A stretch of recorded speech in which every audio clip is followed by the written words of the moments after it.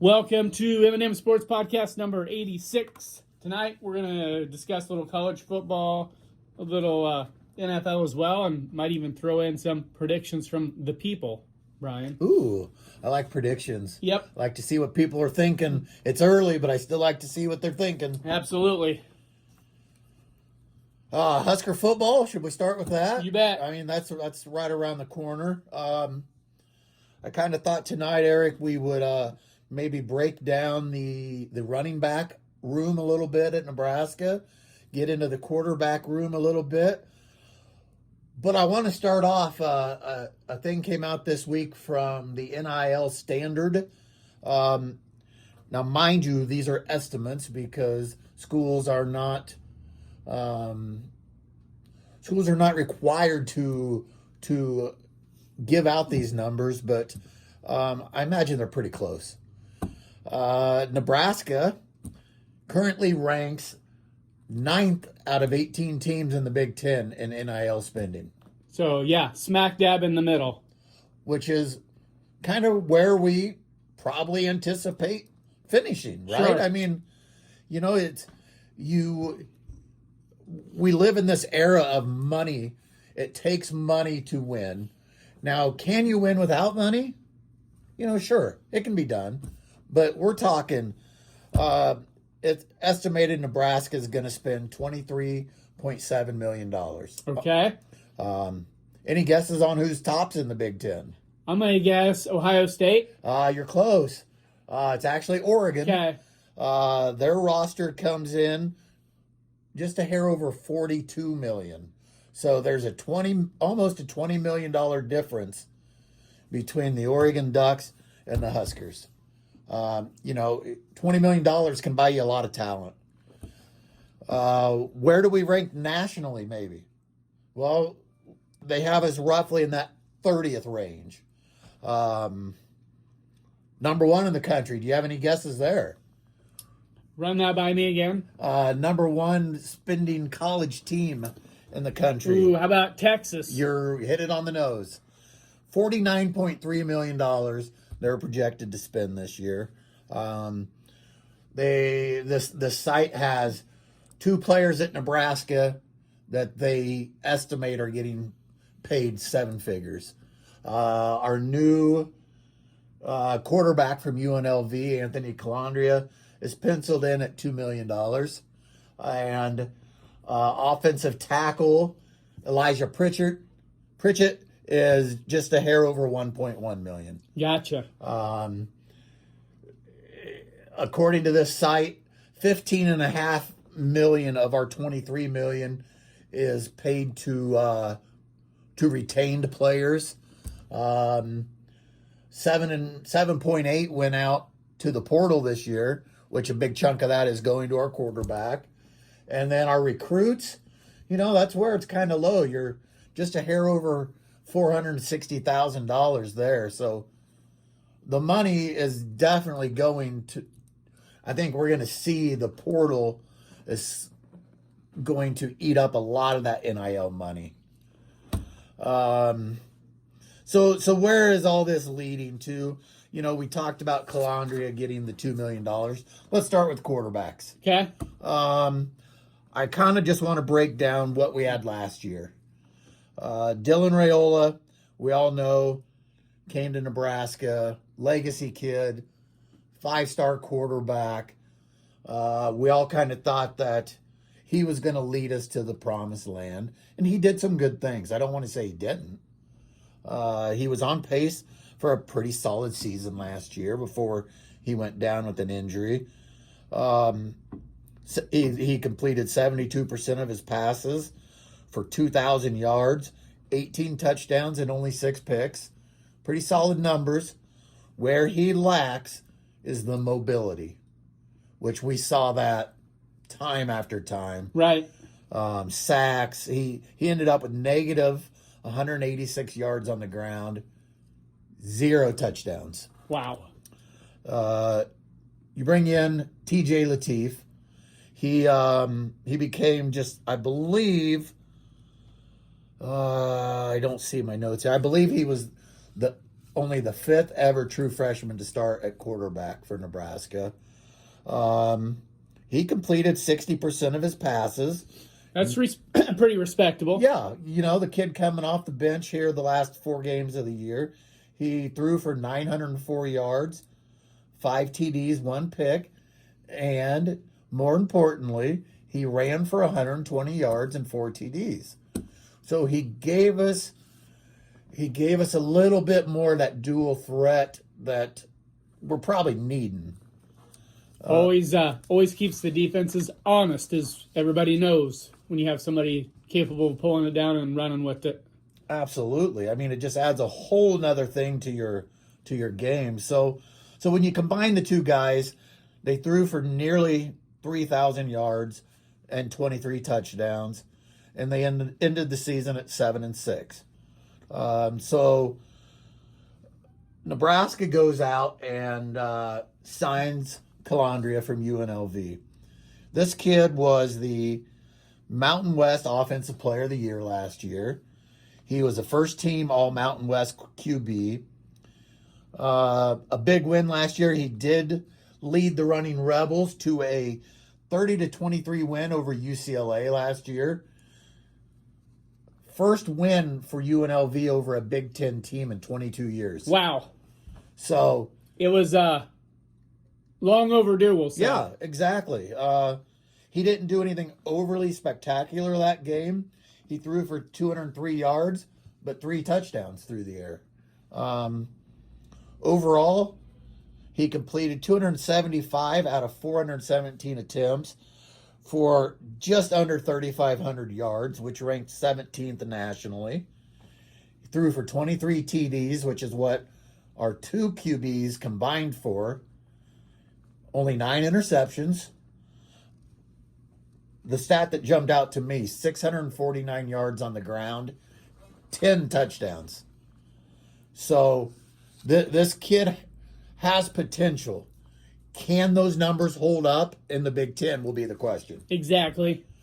The Big Ten's going to be a much tougher defense than what he saw in the Mountain West. But I don't want to take anything away from those kids. He was playing legit teams out there. Right, it's just a different brand of football. Yep. But if these numbers can carry over to Nebraska this year, we could definitely see a couple more wins than what we've been seeing. But more importantly, like you touched on at the start, Eric, just adding that other element. When a defense has to respect your ability to tuck the ball and run, you can't just sit back and play defense on your receivers. You got to watch what this guy's doing, because he can tuck it down and get 7-8 yards on a scramble, whereas Dylan Raiola may have just thrown the ball away. Correct. I do not believe we have a quarterback battle. This is his position. No disrespect to Daniel Kalen, TJ Lateef, or anybody else there, but this is his position. It's as wrapped up as can be, in my opinion. The coaches aren't going to tell us that. Obviously, we want that internal competition, but I'm excited to see what he can do on the field this fall. Right on. Let's real quick, I want to touch on the running back room. We did lose a player this week. Tyke Hayes, the kid that played for Ohio State last year, transferred to Iowa Western Community College in the offseason, transferred again to Nebraska. He's already hit the road again. Not sure what happened there. I've heard maybe some behind-the-scenes drama issues, but I wish the kid well. He probably wasn't going to break through in this group this year anyway. But, there's one more guy out of the room that we have a very unproven running back room after losing Emmett Johnson to the NFL. I mean, Emmett did everything we asked of him last year. So this year we have sophomore Mekhi Nelson, He's got 147 yards rushing in his career. He's one of the leading candidates to take that role. Isaiah Mosey, this kid was recruited more so as a wide receiver, saw the need at running back. I think he possesses some big playability. I don't know if he can be an every down back, but it'll be interesting to see what he can do. Quentin Ives, big kid, junior, 6'3", 215. He's really never broke through and had that chance to prove himself. And, of course, we have the freshman Jamal Rule, who had a great spring game. I know he had a long 70-some-yard touchdown run in that game. I've said it before. He's the one I expect by the end of the season to get the bulk snaps. Yeah, I'm guessing that's what most fans would say as well. The writing seems to be on the wall. Yeah, I think so. He's got a lot of pats on the back. I don't know that he'll start off as the number one guy, but again, I just think that by the end of the season, he'll probably be that guy. Probably not going to see a guy go for 1,000 yards in our backfield this year. Going to be a little more running back by committee. I wouldn't be surprised to see Rule, Mosey, and Nelson get quite a few carries. You also had the in-state kid, Connor Booth, who, he may see a few touches here or there. But those are just a couple position battles that are up for grabs in a way. Again, I think the QB one is probably wrapped up. Running back one is a little more open and going to be done by probably a little bit more by committee. But next week I might touch on a couple more position battles as the season grows closer. We're just about 3 weeks away from the season opener against the Ohio Bobcats. So, right. Something to start to get excited for. You bet. All right, Husker predictions. You're going to get mine and Brian's as well. Like we just mentioned, first game of the year against the Ohio Bobcats. They're a respectable MAC team. Usually finish up, near the top of the standings in the MAC. They were 9-4 last year. I believe Nebraska's right around a 24-point favorite in this first game. Obviously, most people are going to have Nebraska winning, including myself. And like I said, we will break these games down a little more in depth, when we get closer. Yep. But right now, we'll just give a quick prediction on the 12 games as far as regular season goes. So I've got them 1-0 there. Bowling Green and Lincoln, second game of the year. Win. North Dakota, one of those Dakotas. They'll be scrappy. They always are. They were 8-6 last year. Okay. Out of the Mo Valley Conference is where they play. Okay. Win there, so that would put Nebraska at 3-0. Then they go to Michigan State with that opportunity for that 4-0 start that would make, a lot of people happy if you could get that first road win. I've been kind of 50-50 on this one. As of right now, I'm going to go with a Husker win. So that would put them at 4-0. I'm with you there. We're in lockstep so far. And then Nebraska comes back home to host Maryland, and I have Nebraska winning that game as well, which would put them at 5-0. Yep. Is that where you're at as well? I am. Yes, I am. Okay. Then things get a little more challenging. Yes, they do. Indiana comes calling, the national champions. Yes, I have Nebraska losing that game. Yeah. Hopefully, if it's a loss, it's a hard-fought loss, obviously, something that you can build upon. The Hoosiers roster is just going to be too good for us. That's the best way I could put it. We're not ready to compete against a team like that yet. Right, and then it doesn't get any easier. No. Next game at Oregon, that'll be a tough place to play, a hell of a challenge there. I have them losing that game as well. Yep. So that would put them at 5-2. And then a bye week after that, which is it's pretty good timing coming off back-to-back games versus Indiana and Oregon. Yeah, they're going to need a week to just heal up a little bit. So they get a little rest before Washington comes calling on October 31st. So They come calling on Halloween. Yeah. Yep. So that should be a festive atmosphere. Alternate jersey night. We're going with the all-black jerseys that night. Okay. Yep. But yeah, at home, Halloween, you got to have them winning that one, right? I do. I do yep. as well. I do think as well. So that would put Nebraska at 6-2. Yep. Heading to Illinois. Brett Bielema, he always had pretty good success against Nebraska when he was at Wisconsin. He's had good success so far at Illinois. Unfortunately, I don't see it changing this year. I have Nebraska losing that game. Yep, I have an L there as well. Which would put him at 6-3. Yep. And then another one that I would call a swing game at Rutgers. Just like the Michigan State game, I was about 50-50 trip to the East Coast. I'm going to say we slip up and lose that one, which would put us at 6-4. Okay. I'm going to give us a win here. Okay. I do think that we eke one out. I think it's a close game, but I think by this point of the season, we have our running back position figured out. QB1's playing good. I think we get a win here.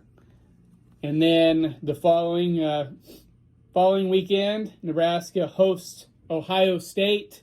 Once again, a team with just more firepower, a loaded roster. I have Ohio State winning this, which would put Nebraska at 6-5 going into the last game at Iowa. Yep, I have a loss here as well, which for me puts them down to 7-4. So heading into Iowa. Yep. Big game to end the season at Iowa City. Yes, and I have us losing that game and finishing 6-6, as much as it pains me to say. I am a 50-50 game here, Eric. I don't know which direction. I've thought about this game a lot. Unfortunately, I think it's probably a loss as well in a low-scoring, close game. That sounds familiar. Yeah, right? Oh, so familiar. But that loss for me has them finishing the regular season at 7-5. Okay. I wanted to put them at 7-5. I really did, but I went through the schedule a few times, and I just came to that 6-6 conclusion that I came to, and obviously, as we say all the time, I hope I'm wrong and they finish 7-5 or even better. Well, and that's it. That would be fantastic. I look at this schedule, I can see 8 wins in it, but things have to go very well for us to get those 8 wins. Mm-hmm. Unfortunately, I can also see 5 to 6 wins. I don't want to regress, so I'm going to stay positive here and hope for that 7 or 8 mark. The 8th win for me, if it happens, will come at Iowa. But a lot's gonna come into play that last game, so it'll be interesting to see. Some predictions from the people. I'm just gonna run through them here. Nebraska 8-4. This individual kind of said, well, following the same theme that we did, 5-0, and then steal 2 or 3 the rest of the year. Yeah. So a lot of people are envisioning that 5-0 start, or at least the possibility of that happening. Yeah, I think a 5-0 scenario to begin the season is very realistic. It's just going to depend on that second half. Right. And then one has a 7-5 and needing to win the Michigan State game to get to 7-5, or else 6-6, meaning that's a big swing game. Yeah. 7-5 and a volleyball title. Somebody threw in a little volleyball prediction as well. I like that.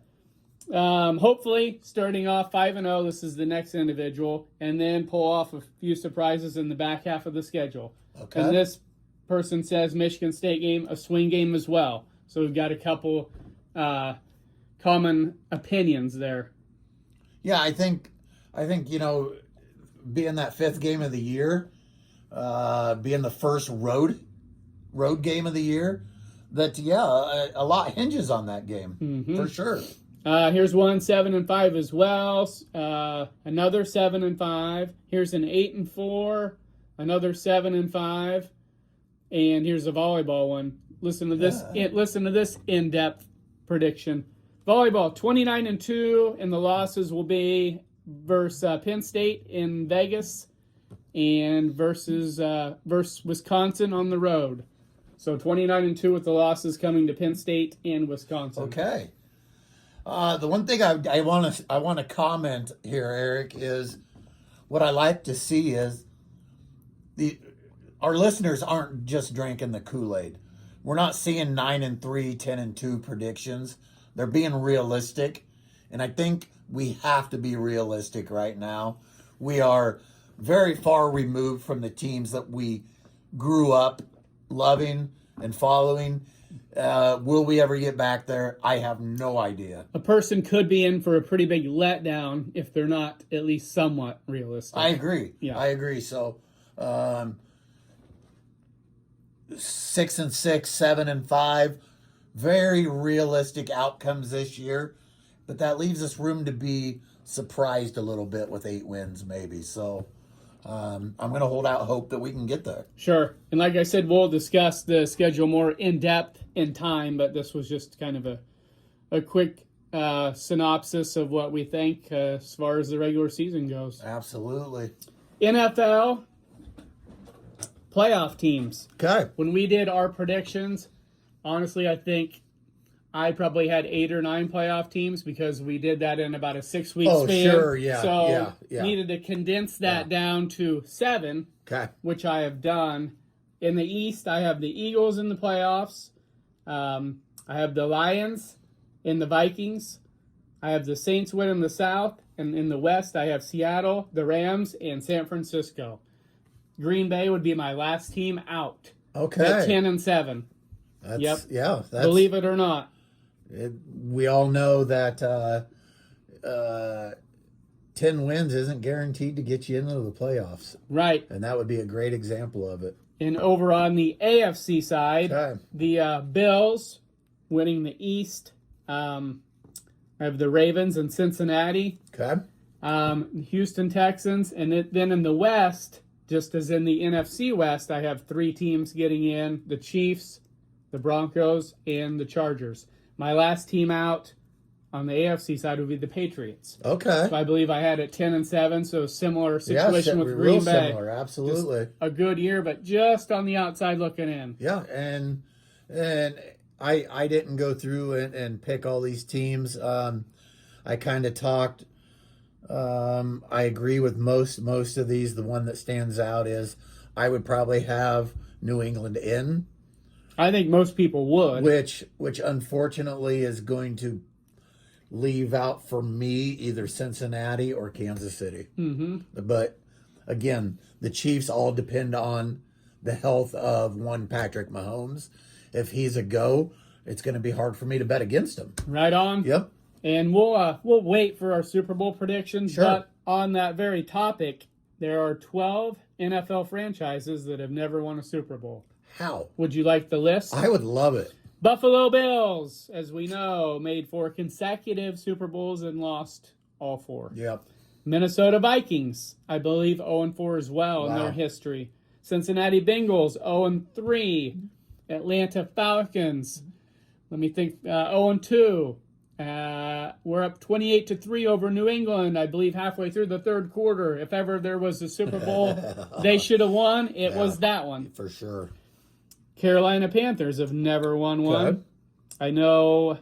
I believe they've been in 2. They lost to New England back in the day, early on in Belichick and Brady's run back in like 2003, 2004, right in there. Yep. And then they lost another one later on with Cam Newton at quarterback. So I believe they're 0-2 in their history. The Chargers got routed by Steve Young and the Niners. Yeah. Mid-90s. Yep. That was their one appearance. That one. 0-1. Tennessee Titans have never won one. Arizona Cardinals came so close, but lost to the Steelers in the last minute of the game. Cleveland Browns, as we know. Detroit, Houston, and Jacksonville. There are your 12 franchises looking for their first Super Bowl title.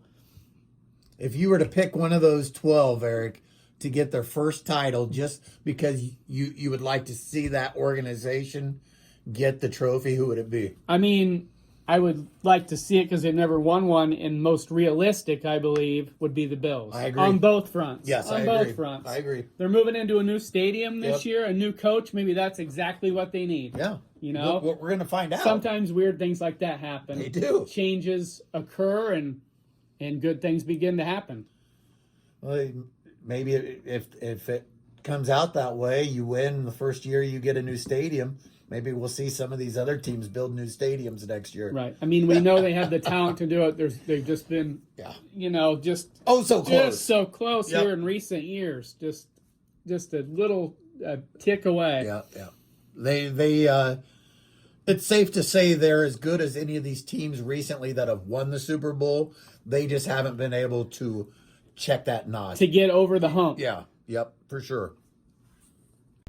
All right, to close things out, we'll look at the baseball standings. Brian, baseball's still going, getting a little closer to the postseason each and every day. Absolutely. Tampa Bay right now with the best record in the American League at 75-50. Okay. The Yankees 70-55, 5 games out of first, and the Red Sox, finally cooled off a little bit, but that was going to happen eventually. You can't run that hot forever. No, but they needed to get hot too, though. They were struggling. They needed that burst. Right, but no, they've put themselves firmly in the discussion for a playoff spot. At 68-58, they're in really good shape right now.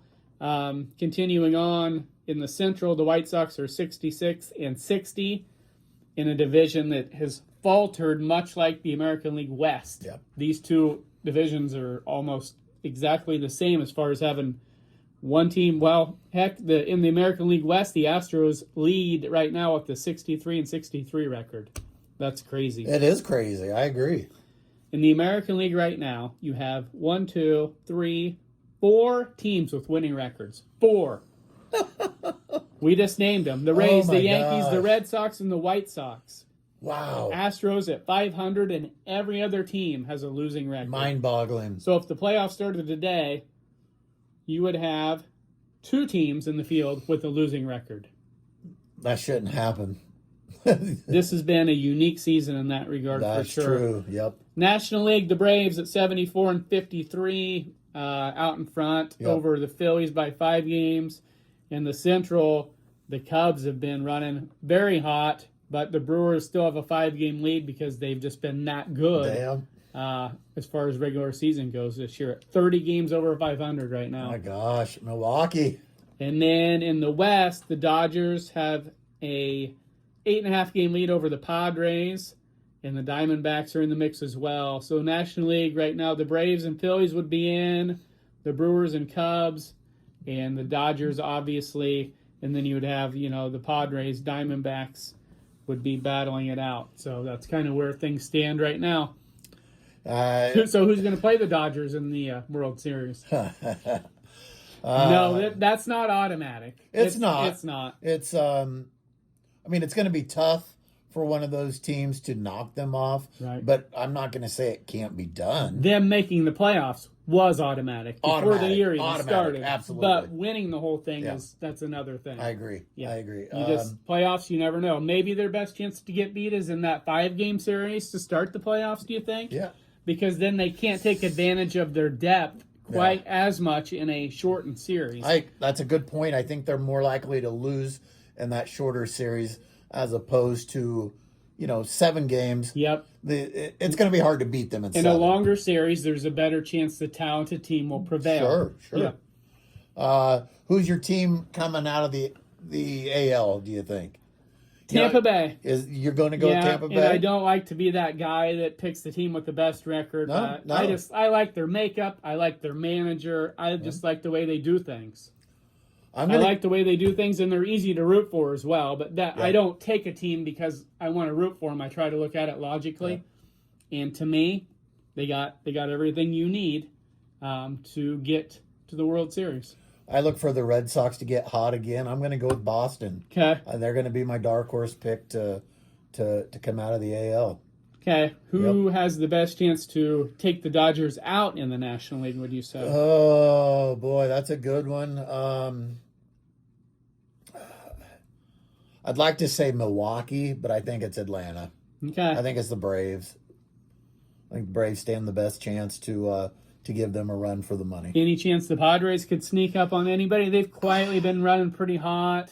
Acquired a couple pitchers at the deadline. I thought they made some good moves at the trade deadline. I would like to see that out of San Diego. I just don't think that's going to happen. Yeah, I mean, we talked about teams that have never won a Super Bowl. The Padres would fall into that category of a team that's never won a World Series. Yeah, they're a team I would root for sure. They lost to the Tigers in '84 and to the Yankees in '98. Okay. When the Yankees did their three-peat. Yep, they're a team I can find myself rooting for sure. Mm-hmm. Yep. As far as the Royals go, I mean, Caglianone's been running hot. That's been fun to follow.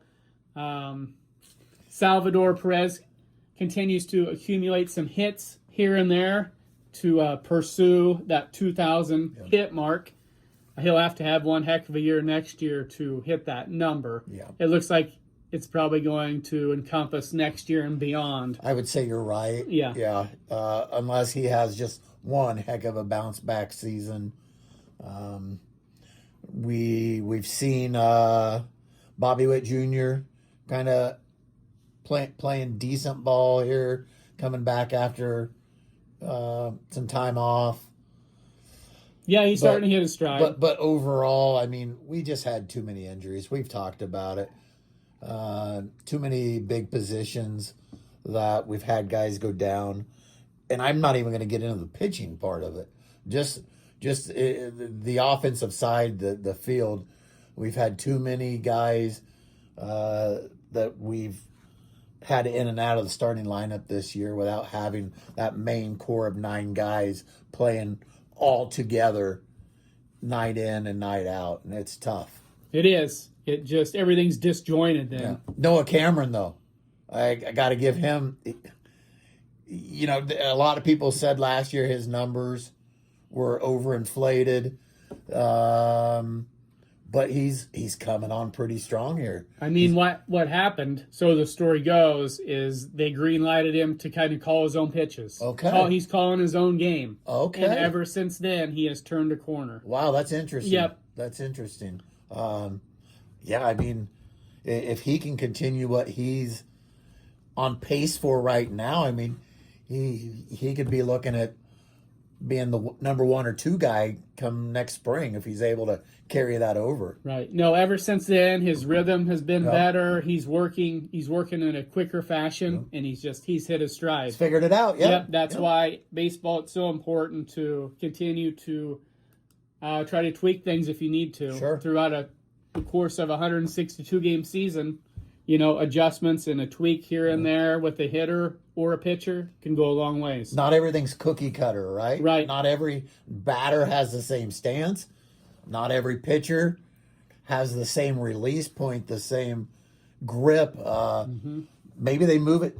You know, you brought up he's moving at a little quicker pace. Yep. You know, all of those things factor in, and what worked for you early in the year, like you said, you have to adjust that as the season goes on. Yeah, it's funny how baseball works, but it really is. You do have to adjust on the fly. Indeed. But I think we've covered everything we intended to cover tonight. Absolutely. Yeah. Before long, we're going to have, obviously, baseball will still be going for a while. We'll have football firing up. We'll have plenty to talk about. Yeah, it's going to be exciting here once, you know, a couple more weeks down the road. We got college football going, Friday night games in the high school level, just right around the corner. A variety, if you will. Absolutely. Appreciate you guys. Keep liking, keep sharing, keep listening. Thank you. Have a good one.